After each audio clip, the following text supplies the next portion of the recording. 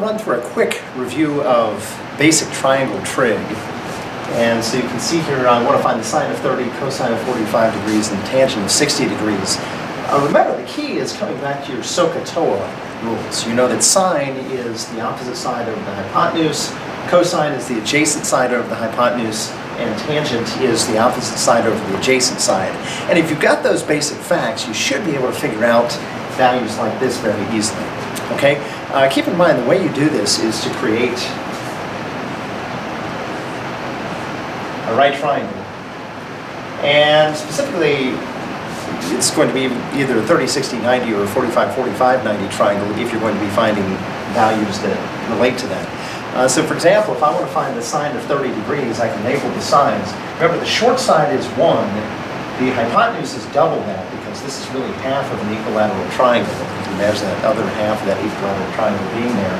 And if you go through the Pythagorean theorem, your longest leg is radical 3.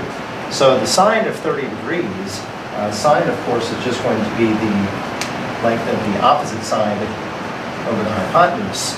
You go to your 30-degree angle, which is up here. The opposite side is 1. The hypotenuse has a length of 2. Sine of 30 degrees is 1/2. Of course, you can find that on your calculator.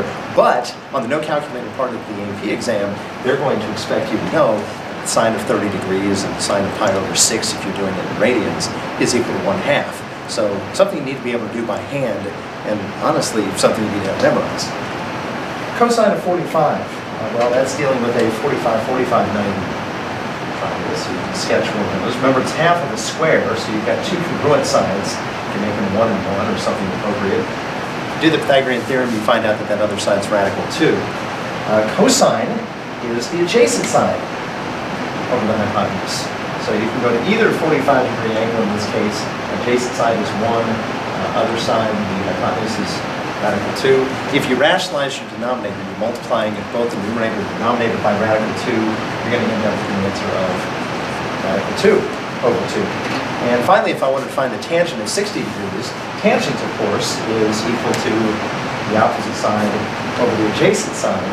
And I can go back over here, go to my 60-degree angle, opposite side is radical 3, the adjacent side is 1, and you just find out that tangent of 60 or pi over 3 is just equal to radical 3. So hopefully that kind of jogs your memory about how right triangle trig works. And most of the definitions that we're going to be using in calculus are going to link back to this. So if you understand this basic idea, it's going to help a lot.